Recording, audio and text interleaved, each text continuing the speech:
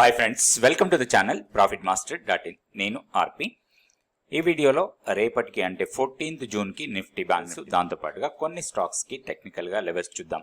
So ఈరోజు market పాజిటివ్గానే close అయింది, కాకపోతే హైయర్ లెవెల్ నుంచి ఫాల్ అయింది. ఓపెనింగ్ గ్యాప్ అప్ ఓపెన్ అయింది, తర్వాత ఫాల్ అయింది హైయర్ లెవెల్ నుంచి. కాకపోతే ఓవరాల్గా అయితే పాజిటివ్గానే క్లోజ్ అయింది మనకి మార్కెట్. సో 75 పాయింట్స్ పాజిటివ్గా క్లోజ్ అయింది నిఫ్టీ. సో మ్యాక్సిమం మనకి పాయింట్స్ వైజ్గా గెయిన్ చేసిన స్టాక్స్ చూస్తే ఎల్ఎన్టీ, తర్వాత HDFC bank, TCS, M&M, Titan, Infosys, HDFC life, Bajaj finance, Kotak bank, Divi's lab, SBI, IndusInd bank, Reliance, ఇవన్నీ కూడా మనకి నిఫ్టీకి పాజిటివ్గా కాంట్రిబ్యూట్ చేస్తే నెగిటివ్గా కాంట్రిబ్యూట్ చేసిన దాంట్లో టాప్లో ఉంది ఐసిఐసిఐ బ్యాంక్. ఐసిఐసిఐ బ్యాంక్ దాదాపుగా 20 పాయింట్స్ మైనస్ కాంట్రిబ్యూషన్ అది. తర్వాత Hindustan Unilever, Axis bank, ITC, Bharti Airtel, power grid, Britannia, Tata consumer, Eicher motors, NTPC, Tata motors, ఇవన్నీ కూడా నెగిటివ్గా కాంట్రిబ్యూట్ చేశాయి నిఫ్టీకి. మనం టెక్నికల్గా లెవెల్స్ చూద్దాం. సో ఇవన్నీ కూడా మనం గతంలో అనుకున్న లెవెల్సే. ఇప్పుడు హైయర్ లెవెల్లో రెసిస్టెన్స్ పాయింట్ 23,480. ఈరోజు హై స్ట్రాంగ్ రెసిస్టెన్స్ ఉండొచ్చు. ఈరోజు హైని బ్రేక్ చేస్తే మాత్రం 23,500 ఇమీడియట్గా ఉంది, ఎందుకంటే 23,480 హై లెవెల్. సో దాన్ని 20 పాయింట్సే ఉంది 500కి. బట్ 500ని క్రాస్ చేస్తే మాత్రం 23,700 వరకు అప్ సైడ్కి వెళ్ళొచ్చు. ఇవి రెండు రెసిస్టెన్స్ పాయింట్స్ అనుకోవచ్చు మనం. డౌన్ సైడ్ ఇప్పుడు ఇమీడియట్ సపోర్ట్ మనకి 23,330. ఇది ఇమీడియట్ సపోర్ట్ లాగా ఉంటుంది. ఇప్పుడు 23,398 దగ్గర క్లోజ్ అయింది. So 330 support. 330 బ్రేక్ అయితే మాత్రం మళ్ళీ 23,120 వరకు రావడానికి అవకాశం ఉంది. మనకి ఈ లెవెల్ 22,880. సో మనం గత వీడియోస్లో కూడా మనం అనుకున్నాం, ఇప్పుడు కొంత కన్సాలిడేట్ అయ్యే అవకాశాలు చాలా ఎక్కువ కనపడుతున్నాయి నిఫ్టీలో. బడ్జెట్ వరకు పెద్దగా హెవీ మూమెంట్ ఉండకపోవచ్చు. సో కొంత కన్సాలిడేట్ అవుతుంది, కొంత రేంజ్ బౌండ్ ట్రేడింగ్ జరుగుతుంది. కాబట్టి ఇంట్రాడేలో కొంచెం అటు ఇటు ఉంటుంది, వోల్టాలిటీ ఉంటుంది. And intraday hire side selling pressure వస్తుంది, లోయర్ సైడ్ రాగానే మళ్ళీ బయింగ్ ప్రెజర్ వస్తుంది. ఇవన్నీ జరుగుతూ ఉంటాయి. బట్ పొజిషనల్గా ట్రేడ్ చేసుకునే వాళ్ళకి, అది కూడా ఆప్షన్స్లో ఎవరైతే ట్రేడ్ చేస్తుంటారో వాళ్ళకి ఒక మంచి ఆపర్చునిటీ న్యూట్రల్ స్ట్రాటజీ. సో గత వీడియోస్లో కూడా నేను చెప్పాను, ఒక 3-4 డేస్ బ్యాక్ వీడియోస్లో కూడా న్యూట్రల్ స్ట్రాటజీ ఫాలో అయితే ఈ అనదర్ 1 వీక్ ఆర్ 10 డేస్ లోపల మనకి మంచి ఇన్కమ్ జనరేట్ అయ్యే అవకాశాలు కనబడుతున్నాయి. సో ఆప్షన్స్లో ఒక న్యూట్రల్ స్ట్రాటజీ ప్లాన్ చేసుకోవచ్చు. నెక్స్ట్ మనం బ్యాంక్ నిఫ్టీ లెవెల్స్ చూద్దాం. సో ఇది bank Nifty daily candle stick chart. మనం గతంలో అనుకున్న లెవెల్స్ ఇవన్నీ కూడా పెద్దగా డిఫరెన్స్ ఏం లేదు. కీ లెవెల్ మాత్రం 49,120 దగ్గర ఉంది. సో ఈరోజు హైయర్ లెవెల్ నుంచి సెల్లింగే వచ్చింది. మళ్ళీ గ్యాప్ అప్ ఓపెన్ అయింది, కంటిన్యూస్గా ఫాల్ అయింది, గ్యాప్ మొత్తం ఫిల్ అయిపోయింది. ఇది ఇన్సైడ్ గ్యాప్. నార్మల్గా ఇన్సైడ్ గ్యాప్స్ అన్ని కూడా త్వరగా ఫిల్ అవుతాయి. సో ఇప్పుడు క్లోజింగ్ 49,846 దగ్గర క్లోజ్ అయింది. ఇక్కడికి దగ్గరలోనే మనకి సపోర్ట్ పాయింట్ ఉంది 49,790. ఇది సపోర్ట్ మనకి. ఇది బ్రేక్ అయితే మాత్రం 49,545 ఆర్ 550 లెవెల్ని టెస్ట్ చేయొచ్చు.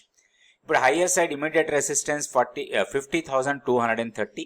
ఇది ఇమీడియట్ రెసిస్టెన్స్ ఉండొచ్చు. దీన్ని బ్రేక్ చేస్తే 50,660 వరకు అప్ సైడ్కి వెళ్ళే అవకాశాలు ఉన్నాయి బ్యాంక్ నిఫ్టీలో. ఇప్పుడు మనం కొన్ని స్టాక్స్కి టెక్నికల్గా లెవెల్స్ చూద్దాం. స్టాక్ వచ్చి హెచ్డిఎఫ్సి లైఫ్. హెచ్డిఎఫ్సి లైఫ్లో చూస్తే ఈరోజు గ్యాప్ డౌన్ ఓపెన్ అయింది.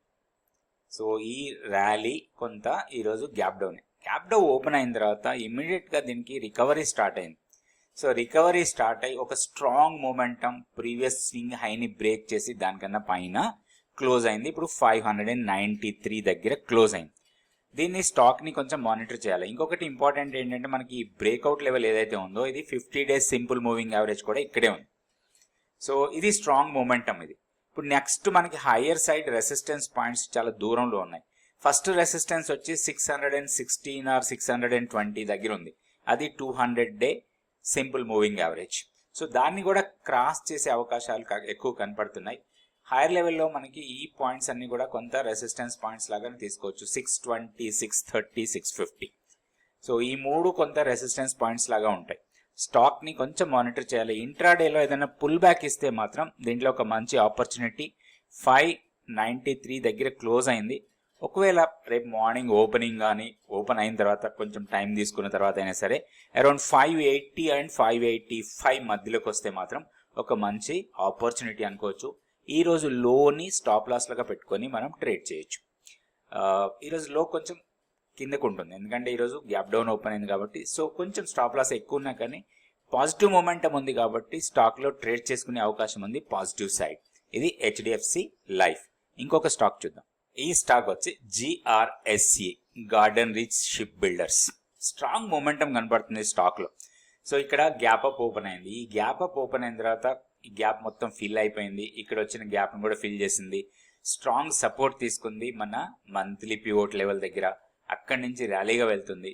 అండ్ ఈరోజు కూడా స్ట్రాంగ్ ర్యాలీ, ప్రీవియస్ హైని బ్రేక్ చేసింది. ఈ సప్లై ఏరియాని ఆల్మోస్ట్ ఇది సప్లై ఏరియా, ఈ సప్లై ఏరియాని బ్రేక్ చేసి దానికన్నా పైన క్లోజ్ అయింది.